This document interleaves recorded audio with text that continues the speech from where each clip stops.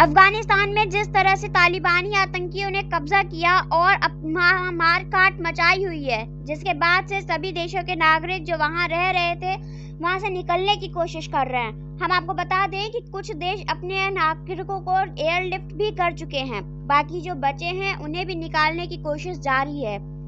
भारत में भी अफगान मूल के बड़ी संख्या में सालों से रह रहे हैं। उन्हें UNHCR द्वारा भारत में रहने के लिए रेफ्यूजी कार्ड दिया गया है, लेकिन इन प्रदर्शनकारी का कहना है कि UNHCR द्वारा दिया गया रेफ्यूजी कार्ड से वे ना तो भारत में कहीं कोई कारोबार कर सकते हैं और ना ही उनके बच्चों का स्कूल में दाखिला हो सकता है। इसलिए UNHCR उन्हें और किसी देश में जाने के लिए रेफ्यूजी कार्ड बनाकर दे, जिससे वे दूसरे देशों में जाकर सुरक्षित रह सकें। आप देख रहे हैं आर न्यूज के लिए स्पर्धा निगम के साथ दौलत शर्मा की रिपोर्ट।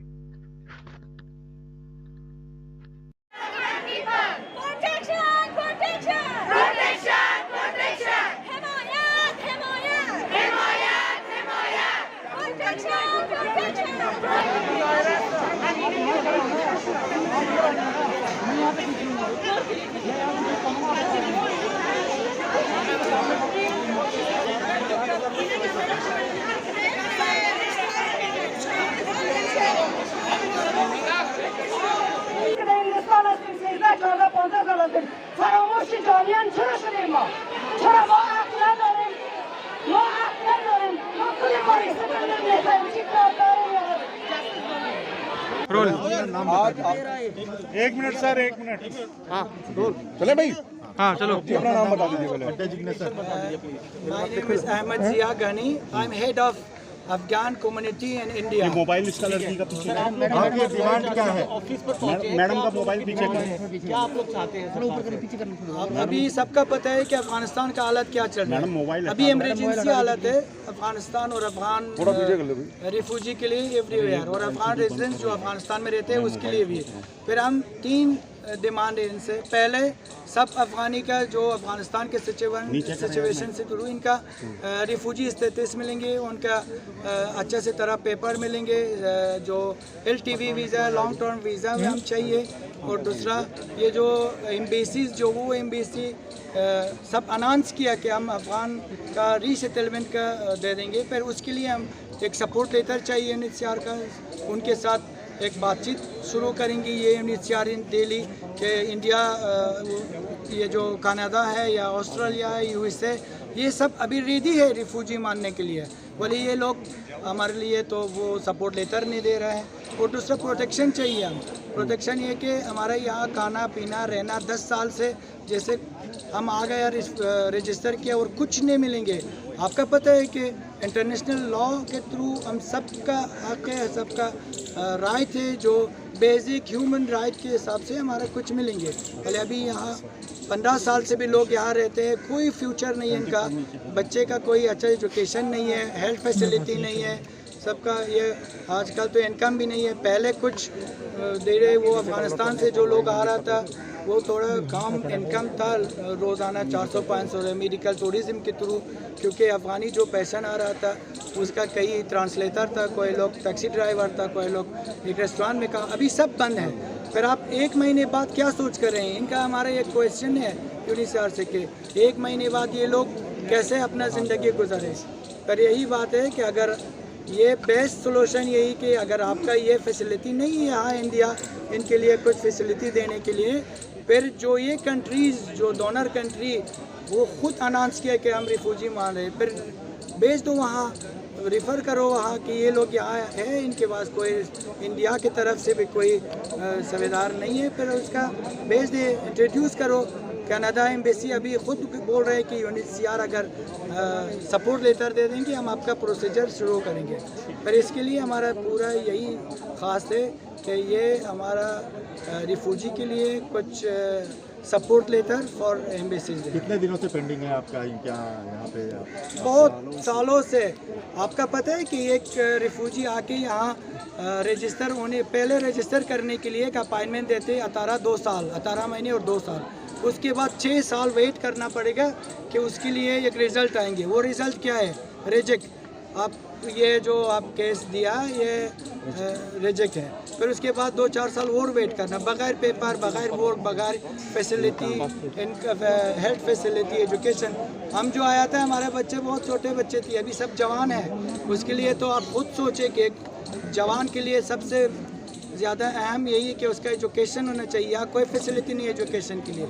जब ये कोविड के समय में हम बीमार हुआ सब पानी को या रिफ्यूजी का, उसका कोई फैसिलिटी ना इंडिया गवर्नमेंट की तरफ से था ना यूनिसेफ की तरफ से कोई। अगर हम कॉल किया था कि ये बंदा मर रहा है, उसका एक एम्बुलेंस चाहिए, वो कोई एम्बुलेंस चाहिए, एम्बुलेंस भी सपोर्ट नहीं किया। वो तो मेडिकल ट्रीटमेंट का तो छोड़ दें। और बाकी ये जो आजकल इनकम नहीं है, ये सब लोग सोचे कि किराया, घर का किराया कैसे दे सकते हैं, इसका जो घर का खर्चा कैसे चल रहा है।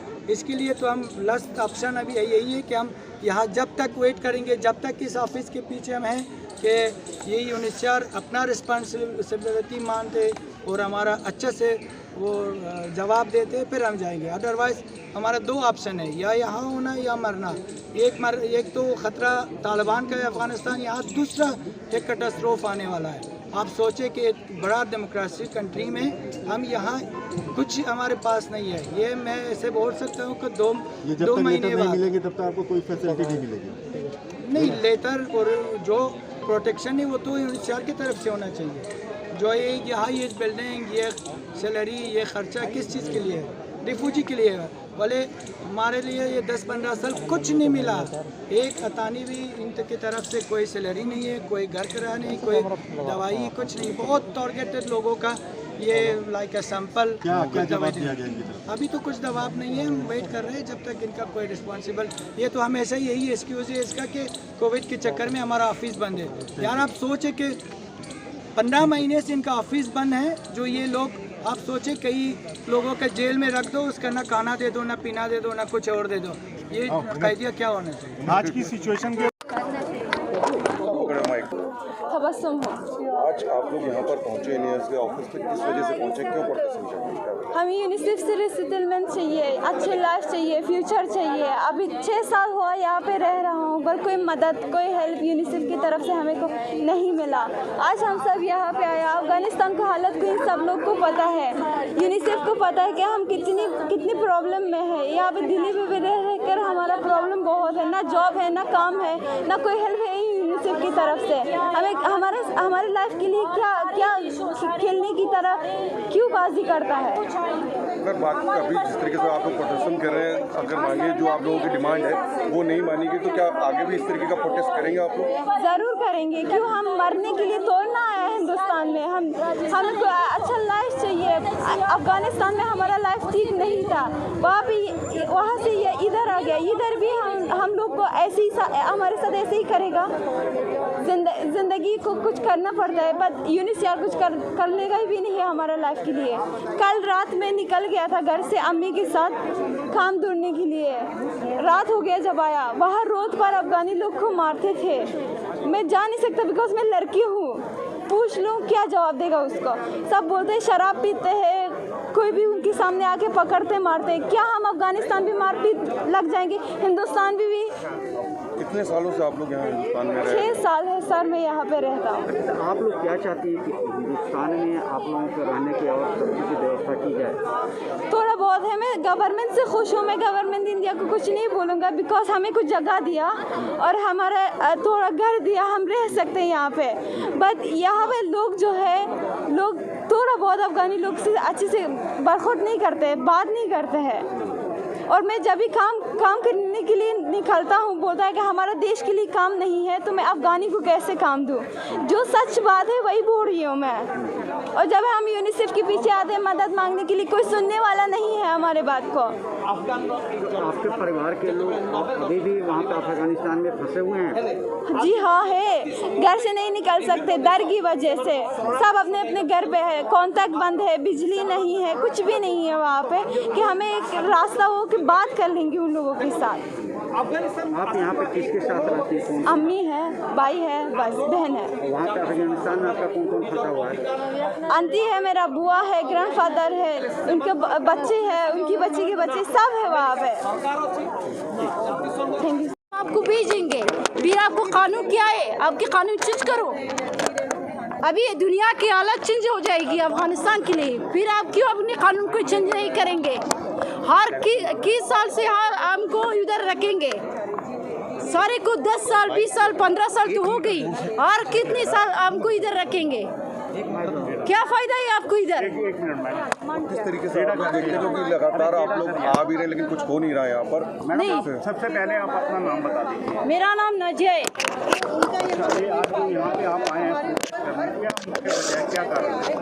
हमको वजह पता है, हम की सिक्योरिटी उधर नहीं है, अफगानिस्तान की सिक्योरिटी नहीं, इसलिए हम इधर आएगी। आप लोग यहाँ पर कब से हिंदुस्तान में रह रहे हैं? हमारी 6 साल है कि हम इधर है। अच्छा, लेकिन यहाँ पर हमेशा आते हैं, आप लोगों को क्यों नहीं, यानी कि जो रिफ्यूजी का जो एक कागजात है वो नहीं मिल पा रहे, क्या क्यों नहीं मिल रहा? हमको एक कार्ड है, ये कार्ड यूनिसियार हमको दिया है, ये बेकार वाला कार्ड है। जब ही तो हम जाएंगे काम के लिए, वो उधर बोलेंगे कि क्या ये हमको नहीं आएंगे। अगर हम पढ़ाई के लिए जाएंगे कोई कॉलेज में कोई स्कूल में, वो बोल रहे क्या है ये काम वाला कार्ड नहीं है जो आपके पास है, जाओ अपनी वीज़ा लाओ। हमको हमारे पास तो वीज़ा भी नहीं है, ये यूनिसियार दिया है वीज़ा की जगह, ये भी काम वाला नहीं है। और ब्लू वाइट वाला कार्ड जो है रिफ्यूजी वाला, वो भी काम वाला चीज़ नहीं। हम ये कार्ड के साथ कुछ भी नहीं कर सके। हमारे ये चाहेंगे, दुनिया की ये चाहेंगे, इंडियन गवर्नमेंट ये चाहेंगे कि यूनिसियार को मजबूर करो कि हम अफगानी को दूसरा कंट्री में भेजेंगे। अभी कनाडा, ऑस्ट्रेलिया, अमेरिका सारे देशों चाहेंगे जो भी यूनिसियार की रजिस्टर है उसे भेजो, क्यों हमको नहीं भेजेंगे? क्यों? उन्हें बोला कि हमको कानून नहीं है, कानून को चेंज करो। क्या है आपका कानून? सारी दुनिया अपने कानून को चेंज कर दिया, आप क्यों नहीं करेंगे? आपकी क्या फ़ायदा है हम लोगों का आपका कि 20 साल एक अफगानी को आप इधर रखेंगे बिना कोई सैलरी? इधर नेपाली लोग है, सैलरी है, उनका घर की रेंट दे देंगे, हम लोगों का 1 रुपया भी नहीं देंगे, क्यों?